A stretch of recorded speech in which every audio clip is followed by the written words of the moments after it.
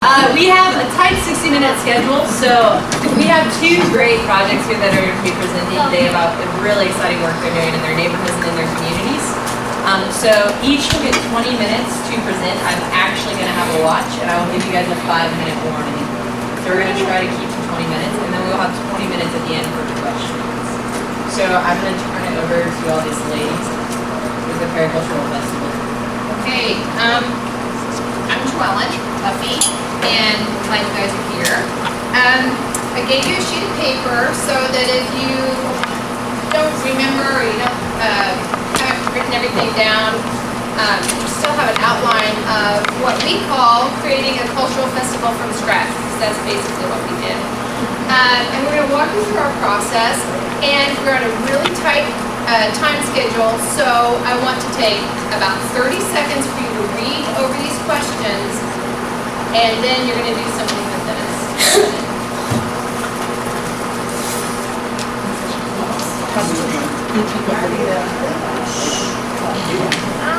Anybody else need to?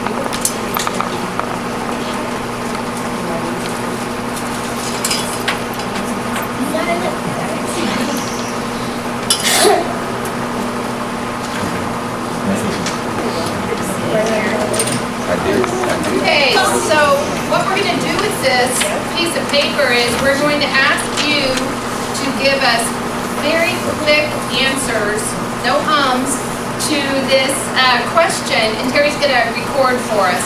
And then we're going to talk about what our experience was as we went through this process. So, 2 people on each question. What in your neighborhood do you want to energize or celebrate? Shout it out. Affordable housing. Affordable housing. Okay. Somebody else? New residents. New residents. Okay. All right. These ladies are going to take over. No? The GSBA stands for Greater Southside Business and Community Alliance. It's called a think tank on here. We convened a community visioning session for Perry Township, and out of that, the community wanted several things, but one of the things that they thought we should concentrate on was celebrating our diversity, which is something unusual and new for Perry County. So, all together a few folks, friends, and out of that group, very cultural festival. So who would you gather to discuss your ideas? Who are you going to ask to the table?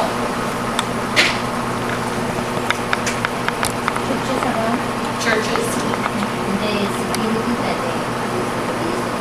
Okay.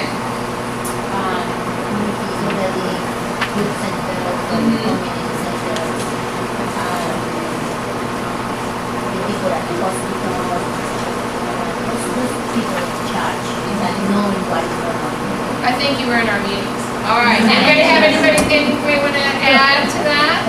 You asked Say. neighbors. Neighbors. Right. All right. What we did, we got together from this group that Joan was talking about, the Positively Perry. We had realtor in our group. We had a leader of the Republican Party happened to be in our group. We had our GSBA president, which is Joan. We had a local pastor, so I'm glad you said churches. We had a local pastor. We had leaders of the Chin community, because we have a good number of Chin residents in our neighborhood. And I was in that group, and I'm the president of the park board in the city of Southport. So we got together, we brainstormed our ideas, and we wanted to know what would this activity, event look like. So actually the leader of the Chin community was the coordinator of the group, and he asked me if I would take over and lead this festival. So I said yes. Then I met up with members of the YMCA, which is Terry Bradley, and we got together and we pulled together this group of people in addition to a few others. I got involved because I'm a board member at the Y, and one of the things we've been talking about is increasing our diversity on the board. So we had done a SWOT evaluation on increasing diversity. So Terry who's the associate executive director of Y in our neighborhood, invited me to be a part of this. And we met at the Y, and we all got together, and it took about, oh my goodness, many meetings to just do basically what we've given you an outline to do today. So we kind of came together and brainstormed a lot of different things. Our Chin community representatives said that they had participated in I'm going ahead of myself, but and then the word spread. People heard what we were doing and they said, oh, I'd like to be a part of that. We had people from the mayor's office, people from UIndy. Joan continued to send people into us. Right, so our meetings were very fluid. Okay, so how do you want to energize or celebrate? What would something look like in how you would bring awareness to what it is you want to celebrate? I have a question. Supposedly one's already aware of what they're going to celebrate. I think it's the mind of or either getting them interested in every areas of, So how to pull people in, right? The type, they're there, but they're not right. right? And remember I mentioned this group of meetings that we had to kind of finally hone in on what it was our mission was. And that's why this question is about how did we want to, like you said, when you say make them more aware, tighten it, so it's energizing or celebrate what we're trying to do. So if we celebrate, as you say at the beginning, we are different from neighborhoods. Indianapolis standards today to be a multicultural Right. community. We can celebrate that today in our neighborhood. We have several things, right? Age, language. So we can celebrate that. But how do And you want to how? celebrate? What's your vehicle through which you are So going to You say that you're celebrate? going to do a Anything festival. positive about Well, the culture. I'm asking you guys, what? I said you would have to celebrate what is positive about the culture. And what would that be? How would, For how your would your, community. how would your celebration Oh, take oh. shape? Probably a taste or something like that. Food. Food tasting. So you did a festival. You're going ahead from the standpoint, you're telling our secrets, okay? What would you What celebrate? would you all decide? Music. Music. All right, so Guess what we did? we decided. Again, I started on this earlier. So representatives from the Chin community, one of the gentlemen has done a soccer tournament up in Michigan, a 2-day soccer tournament. So it was very strongly recommended that if we do a soccer tournament, that would bring people in. So we decided That we would have a period cultural festival and we would have soccer because we knew that would automatically bring in people. And we had soccer, we had music, we had entertainment by dance, we had entertainment by storytelling, we had food, we had food trucks from not as many of the ethnic groups that we wanted, but we had some. We had a Brazilian truck and some others, German food. And then we also had, we talked about the games, so the games would have cross-cultural, we brought into something. So that's what, and it, ladies and gentlemen, it took us a long time to narrow it down to just those 4 things. So this kind of goes in tandem, yes, Well, we collaborated on a book. There we go. okay. Well- We have a book that we collaborate on, and the sad thing about it is from people that no longer live in our community. Kind of the history of your And it's community. called, I'll give you the name of it, it's called The Neighborhood of Saturdays. And it's a very, very popular book. In the art area where I live at is mostly Jewish and black. And that's what we came together again. We still know. Yeah, so it's an ongoing thing. This kind of goes in tandem, what would your day look like? And we're gonna show you specifics, we're talking about a tasting. All right, so we're gonna have a tasting. What's your day look like? Gonna be in the morning, in the evening, in the you know, Yeah, have lunchtime, all of that. and in the lunchtime, okay, all the way down. So we talked about music. What's your day gonna look like? Noon to 11 music. All right. Community groups from 11 to 4, main stage acts from 4 to 11. All right. Yay, I like that lady. This is some of our advertisement. So we had live music, entertainment, craft vendors, cultural food vendors, and a soccer tournament. It was held in Hawaii, which is a central location. Here was our timeline. We did 9 to 3, and we had our sponsors on here. We said bring a blanket or lawn chair. What else do we have? This is our soccer tournament. That started our day. At 9. Here's the order of our day. This is actually something that took a lot of conversation. This is our entertainment. When you talk about different cultures, we had people who were recommending, oh, I know a Chinese dance troupe. Well, the fact of the matter is, we do not have a strong presence of Chinese people in our community. So we had to decide, do we want to just have a cultural festival? Or what we ended up doing, we ended up celebrating the 4 main cultures in Perry Township. For Caucasian, we looked to our history and the German settlers who settled the area in Perry Township. African American, Chin, and Hispanic. We focused, we honed in on these 4 different categories of diversity. Sorry, there's our Chin praise group. We have our Bob, Bob with our Germans. Shabir Kareem, he was in full Civil War dress. He told the story of Juneteenth, which is, I don't know if everybody knows what that is, but it's the time when the slaves actually found out that they had been freed. It was somewhere around June 19th, but because of news traveling in different ways, and not everybody getting the news on the same day, they call it Juneteenth. And so he talked about that, and he also did a drumming presentation where he had kids drumming. So, and then we had kind of the international music and language of Zumba. We had, some people teaching Zumba dance, and then we had Hispanic dancers. Lots of them. So good. Yes. And they, This little girl stole all of our hearts. All right. and then for us, Anglo-Saxon.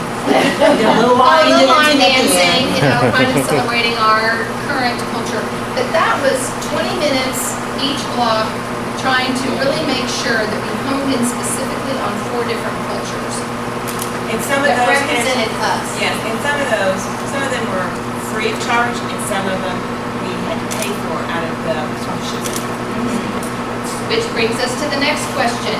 How are you going to pay for your celebration? Well, we're going to ask these guys. How are you guys going to get your money? Sponsors, who are you going to ask? Businesses in the area. People live in the Okay. Joelle, this is the resources slide. This is the more of the resources of our you're right. volunteers, et cetera, et cetera. Hold that thought. What are your resources actually to get your music acts, your tastings? Where are you going to ask people to participate? The survey that is really from India and Saturdays. Okay. A lot of donations, a lot of people they want to invest that. A lot of banks say, I will be there. Raise love offering. So we have to do something. Right. That matters. So when we go to funding resources, we're going to put up grants. Local, So if you're looking for entertainment, where would you go to find your entertainment? What resources do you have to look at? My grandma's just looking at It works. So the neighbors, people who live in your community? Yes, they have. And her hairdresser, that we'll get the number of, and then we'll just. There you go, there you go. She's very Yeah. resourceful. Connections, through them friends. So, And we honed in on schools, churches, the Baxter Y. Through the schools, we were connected with the Latino Institute. Arts for Learning is where we got Kabir Sharif, the African American gentleman. Somebody knew Polka Bob. when we went to our different the different ethnic groups and said, tell And, us how we can get entertainment from this. and we had to really hone our message. We had to have a one-sheet elevator speech where we could ask these people to understand what we really wanted as our outcome. Because we had spent a great number of 5 minutes. We had spent a lot of time brainstorming what we wanted to do. So then we had to hone in and really specify what we wanted. Funding sources. And this is, I'm going to hand it to Joan because she really nailed it on the head when you're talking about funding sources. We talked about donations and grants earlier. Who benefits most from your event? Always use that as your criteria. Who in your neighborhood stands to benefit the most? Who's gonna get the most customer comment, bang for the buck? Where they're gonna get? And those are the people that are So hospitals, my board, real, Chin immigrants and Hispanic immigrants buy homes. Your realtors should be supporting you because they will benefit from having their business cards out there. in the hospitals, and they're already benefiting, so. Hospitals, Humana, Community, Maryland, how do you, well, I guess, how do you, Undertaker. Oh, well, we got, and we're at like 3 minutes. That's right. There you go. and how do you promote? Their community care. Exactly. We promoted our events through various ways. We had yard signs made, we placed them all around the community, keeping it simple and clean. We had our posters, which you saw earlier, we took them to local businesses. Joan distributed them through the GSBA members, put them in libraries, at the hospitals. So, various different ways. Okay. We're going to talk to you a little bit about how what does gratitude, the process, the event, the result, what does gratitude look like? Well, one of the things we did was we wanted to make sure that we expressed appreciation to our volunteers to our donors, and our partners, YMCA. So we had banners made. We had these posted throughout the YMCA. This is right at the entrance of the festival. Okay. And then the other thing that you need to decide, and this was a big thing for us because this is the first year we've done it, how do we define success? And I will tell you that if you define success by the number of people come, and you only have about 250 people come, you'll be really disappointed. So, determine how you are going to define success. Terry. So for us, because of the relationships that we built in this committee and the process of getting there, we now have volunteers that come from different churches. We also, Chin Center, which is an entity on the south side, we are working with the Chin Center to find out what the kids are needing, so there's a possibility of them coming over to RY and doing some outreach programs that way.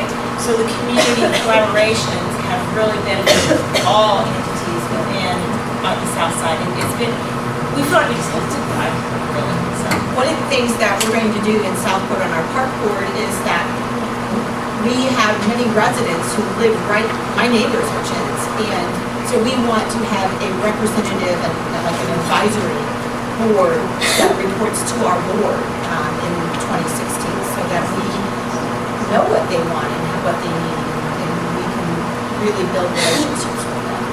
So We felt like it was a success prior to setting up at 7 o'clock on that Saturday morning for the day. We just looked at each other and we said, we did it. We brought our community together. More people know about diversity. We are celebrating our likenesses. We are celebrating our differences. But all these people came around the table. I had a board member at the Y when I did my report stop me later. I want to be involved in this. She's at UND. People are coming out of the woodwork. The school system is on board. They want to get involved. What we've decided for next year is to have our event during the school year so that when we invite Clinton Young's choir to perform, it is naturally integrated and their parents will come. So this is one of the things with the Chin community, and whatever your diverse cultures might look like, people in the Chin community, we found, do not go outside of their church to participate in community events. So we had a full day of 7 soccer teams and about 7 people watching them. Because their parents, that's not what they do. So we need to find a different way of bringing more people to the festival. The kids who were there had a fabulous time. These are our winners. These are our winners. All right, Yeah. sorry, They were so Yes. excited. So there, yeah, we're done. And Sorry, then, so if This is everyone reading paper out. can hold their questions, and maybe we'll get to some of your guys' just experience from the day, so that we can go on to our next presentation, and then we'll have all our questions at the end of our presentation. Thank you, ladies. Maybe real briefly, we didn't get to do introductions with these ladies, and you can just say how long you've lived in the community and what you're currently doing, where you're working. That might get us, let's get a helpful picture of how you got there. Joan Miller, 30 years on the same street corner as the president. Mary Lynn Winslow, 61 years, that's how old I am. In a couple days. And what did you do? Pardon me? What did you do? I just recently retired from the University of Indianapolis, but I'm the park board president in the city of Southport. We've lived in Southport for 40 years. Joelle and Buffy, my husband and I lived here for 29 years, we raised our 4 kids here. I was on the school board for 8 years, and I'm on the Y board, maybe volunteer. And I'm Terry Bradley, I'm the corporate blind. I've been on the south side for 30 years as well. Great. Thank you, ladies. We're really excited to have questions. The next thing. All right, I'm really excited to introduce Tommy and Kelly, who I get to be neighbors with on the Near East side of Indy, and I get to play the great games that they do. I should have brought my medals. I know, we brought them. Oh, good. Some examples. So Tommy is the executive director, of Paramount School of Excellence. He is a Holy Cross resident on the Near East Side. Because of his school's location in the Brookside neighborhood, Tommy is an active member of the Brookside Neighborhood Association. He currently serves as their board secretary. Tommy also serves as vice president of the NESCO board of directors, which I'm sure they'll tell you a little bit more about. And Tommy has lived in Indianapolis since 2010. He's coming from Denver, Colorado. Why he came from Colorado to Indy is... And then Kelly is also, she lives where Tommy does, so cover that basic information. That's what married people do. And she serves as the Holy Cross Neighborhood Association vice president. She is the past president of NESCO and currently serves as the NESCO treasurer. Kelly is very active in the Near East Side, and I'm really excited to be with all the neighbors and you guys get to hear about the really cool NESCO games that we're going to talk about. So, Tommy and Kelly. Well, I can say that we were not nearly as organized in the beginning as the Chin Perry Township group. We had an amazing group of public allies, and it was an Olympic year. And Josh Bowlings thought, hey, wouldn't it be cool if we got all the neighborhoods to compete against each other like countries in the Olympics? And play a bunch of games over the course of 1 week. This all time with the last Olympic Games, so you gotta take yourself back 5 years now. And his idea is we can generate community spirit by ensuring that the neighborhoods are coming together to play games, and everybody will be enthusiastic about it because the Olympics are coming up, and that's really exciting. And so, Josh Bowling, a longtime resident of the Inglewood neighborhood, and still on the Near East Side of Indianapolis, got together with some public allies and put together the first, they called it NESCO Olympics.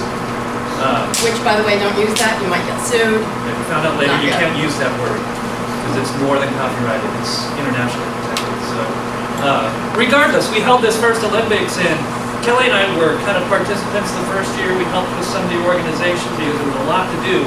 The premise of the games, if you want to read all the fine print, is let's do 8 to 10 events, and let's have them in various places on the Near East side and the NESCO boundary, and that will draw people out. We can all compete against each other or raise community spirit. So we're showcasing assets that we have in our neighborhood that you might not know we have. We have a softball field. We have some great bars for trivia. We have some really neat community centers. We have one of the best Frisbee golf courses in the nation. So that's what we're going to find those and raise them up and make people aware. And we want it to be a free event, so your job is to show up and your job is to have fun. And so that meant a lot of volunteers organizing themselves to ensure that these events would come off. And the first year was, for the most part, a pretty cool success. And at that point, we looked back at it and thought, you know what, this thing's got legs, but it took an awful lot of work, and the public allies alone and Josh Foley weren't going to be able to run this thing year to year. But this is kind of how So we our evolved. public allies created a logo and a thing, and they laminated them and cut them, put these on Mardi Gras beads. At first, they were cutting the Mardi Gras beads and then retying them, and I said, why don't we just use the little pipe cleaners to attach them? And so they would actually do like, here's the one for the softball games that year, and this is the one for table tennis that year. So that's So how you started out it was easy, like very no low fun. cost, super fun. We've got about 20 neighborhoods. Everybody's trying to vie to be the champion neighborhood to get the big trophy. So some background on the 20 neighborhoods. If you're not familiar with NESCO, NESCO stands for Near East Side Community Organization. Comprises 20 neighborhoods in the Near East Side of Minneapolis. And so we're really focusing in on that boundary, trying to bring out those neighborhoods. So the organization was created in 1970. There's a lot of history behind this area and these neighborhoods. So the games take place since that first year. We've since taken them over. Kelly's been one of my helpers, but I run Fairmount School of Excellence, a kindergarten through 8th grade charter school on the Near East Side. We decided to let the school take over the event. That allowed us a lot more resources and assets. I could take my staff and my administration, put them in charge of event coordination and planning and get that moving. And so they take place in the third full week of June every year, and the games run from Saturday to Saturday, 8 days. We started out with about 10 events. We've since morphed up to 18 events. We'll get into that in a little more detail. So here's a look at the history. The first games aligned with the 2012 Olympics. 2013, we rebranded to NESCO Neighborhood Games because NESCO Olympics, we could buy the website, and we did.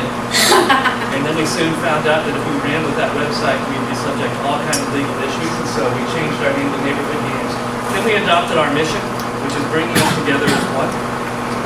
And then we let Fairmount School take over in 2013. 2014, we added track and field to our games. And Frisbee golf. Frisbee golf. 2015, we added kickball, horseshoes, tug of war, removed softball, and added neighborhood hosting and adopting. Because a lot of our neighborhoods weren't participating, but then we started giving away points. If you had, say like I live in Holy Cross, we have Highland Park. We were the hosts of the kickball. So we automatically got points, and automatically we start showing up on the leaderboard that we're tracking all of the points. Every night people can go in and say, where's my neighborhood? Where am I at? So they're tracking all week long. And Backing it up, okay. we're moving fast with the timeline here. But like a regular Olympics, if you score a gold, silver, or bronze, you're getting 3 points for gold, 2 points for silver, 1 point for bronze. And those points, actually I think it's 5, 3, and 1. Those points will add up, and so your neighborhood, like I'm in Brookside, where our school is. Brookside, if we sweep an event, we could be walking away with 9 points in medals. Then you're going to go online to the website and look at the medal tracker, which I'm updating online each night and typing those numbers in. So you go on and look, hey, Brookside's got a 9-4 lead after the first event. That's very exciting. That's drawing more people after the next events, and you keep checking that over the 8 days. So we added this idea of neighborhood hosting and adopting, because no matter what event you do, you'll have some people who feel like they just can't compete, and they're not, either athletic or they don't have a mind for the cards that we might be playing. Well, if you host an event in your neighborhood's going to get points like they want to go. And if you adopt an event, which means you're not only hosting it, but you're throwing people at it to help run it.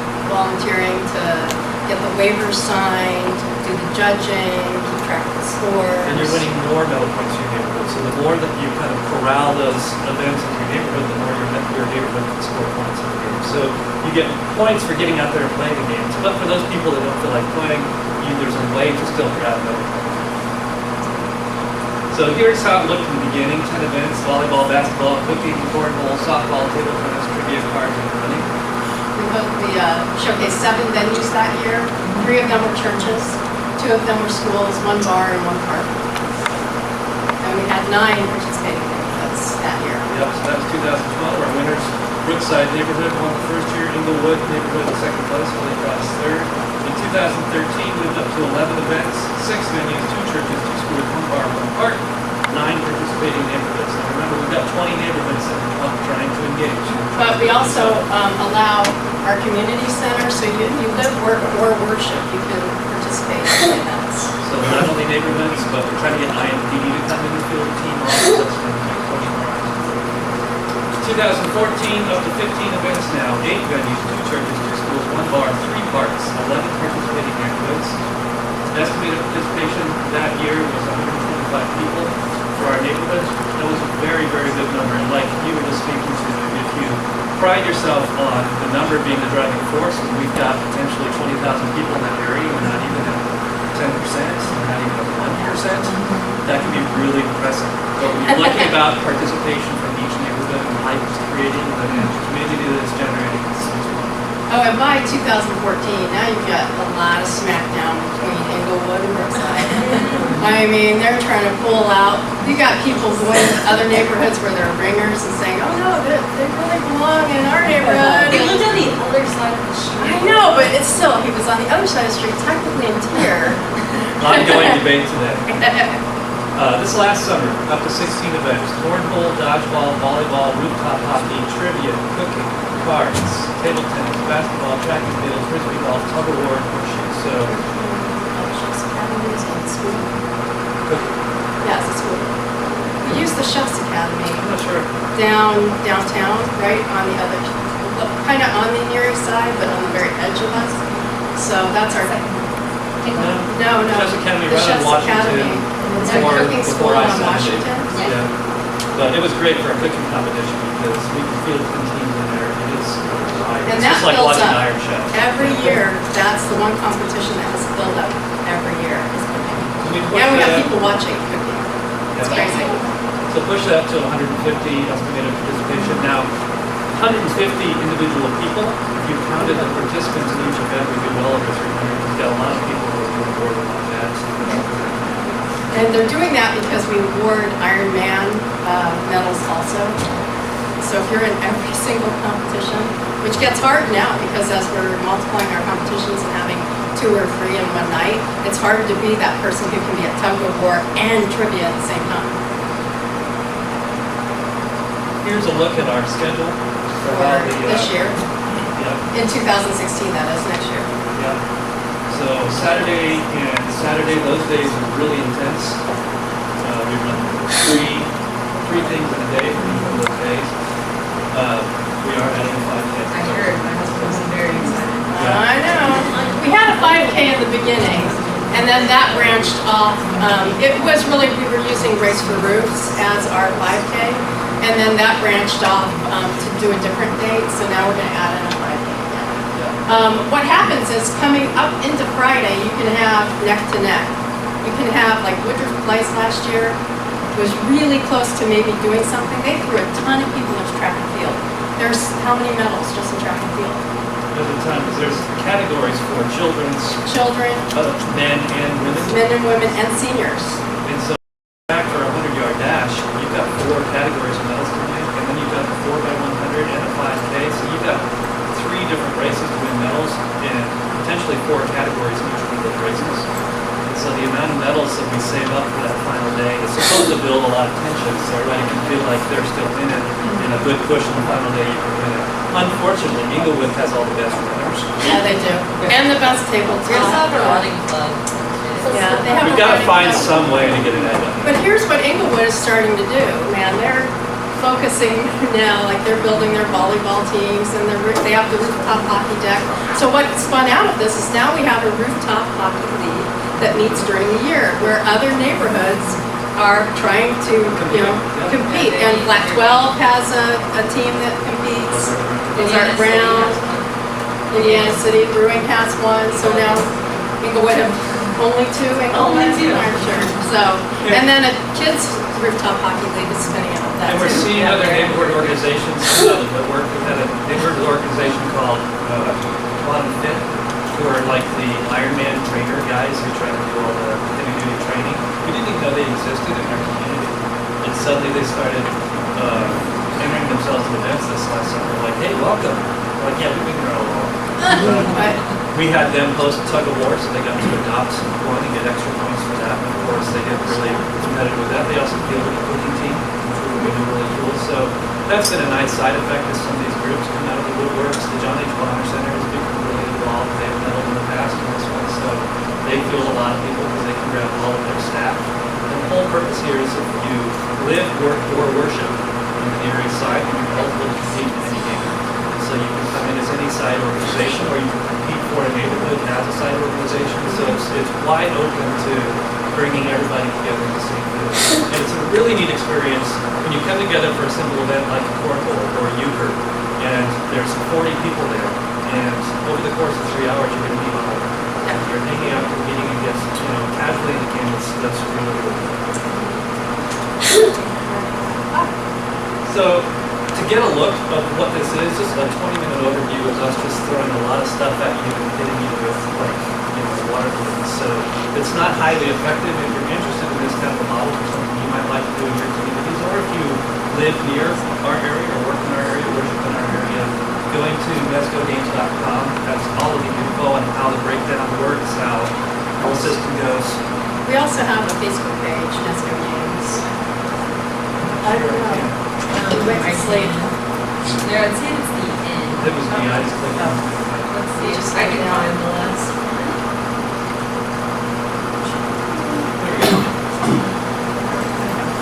Touch this and more. So, You guys are doing good. You're still like 6 minutes. well, that's good. I think that'll be points like questions. But that's essentially our resource and what we've been working on. It's been a ton of fun. Here's for one. us. The school. Yeah, I didn't get into prices. Probably a good thing to run over is that it costs us about $500 a year to run this. Medals. Yeah, so that's the cost of metals and the cost of renting the cornhole sets. At first we did, bring your cornhole set. Yeah, the first But one was like green bottle. it was And you have a lot of different. Everyone were purists. different, and then some people's bags were a little different, and their words were slicker or not slick, and people, they're take that really serious. serious about their cornhole. And do not Google cornhole to get the instructions, because you get some really weird stuff. So, yeah, so we just started renting. Regulation cornhole. We have the cornhole rentals. I found a guy who lives on the west side of town who rents them out, and he's got a small business in there. He just does it for some extra cash on the side, and we used him ever since. So really $500 a year. The school is happy to offset that cost. That's a real good expense for me at the school, so that's no problem. But I think any community organization or community center organization might be willing to throw money at something like that because it's a low enough price at the threshold compared to the impact. It's really, really powerful. The first year we did medals, the John H. Bonner Center bought medals. So How that's many a tremendous- medals do you have per day per year? Probably Hundreds, 300. right? Yeah, it's a lot. When we sit down and spread the medals out on a table in each event with a packet, try to pair the medals with the packet, with the event, with the registration. Pre-registration is done online. You have to do that for picking up and fill out. Also fills out this euchre and Texas Hold'em kind of fill out. You'll see what's on those. Yes. Question. $500 seems to me like a rock bottom figure. How did you pay for any promotion, advertising, We don't. We don't, printing? it's word of mouth. You don't? No. The website I built using Weebly, which is a free website, I had to pay for the hosting, which is $7.99 a year. So for me, I did that all by myself. We go around to community meetings and we give the information out. And so you start small. All the venues we use, we get donated, like the cooking facility at Chess Academy, they give that to us for free as long as we keep it clean. We try to feature assets in our neighborhood, so if we're going to use a city park, we have permission, but no one's ever charging us for that. We're using schools, churches, the bar where we hold trivia night, they're happy to have us, that makes money for the bar. So all of those things, it's a real easy deal. Making the copies that we would need for some of our registration forms, there's not a ton, but we do make a lot of waivers. We make everybody sign, like, if I die, or if I look at someone wrong and they die, Oh, we have then I this sign my life expense away, too. you know, This so. is some of our marketing.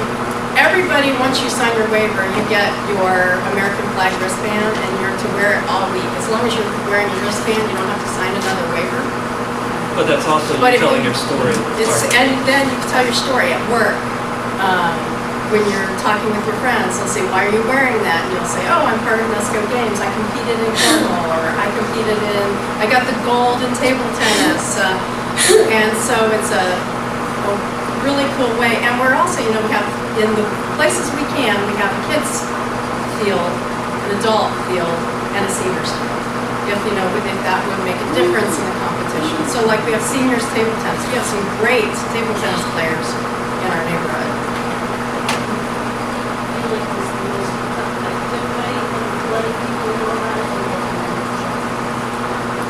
Actually, trash talk. Trash talking. Yeah, I was- it's just like the most ridiculous. I send email. some powerful emails like onion stories, where I'm talking about how your neighborhood has, declared that they're packing up and moving to another state because they can't compete with the rest of us and our, card playing Roboto. Neighborhood leaders for those neighborhoods. Posting on Facebook. Yeah, anything I can do to just get it going. Yeah, and then going to neighborhood meetings and letting them know what's Right. happening. Yeah, I So we also have the NESCO board. You have a representative from every neighborhood who meets monthly, and then we use that for our communication too. And then, since I was president, I liked a bunch of neighborhood pages, so I'm constantly out there posting.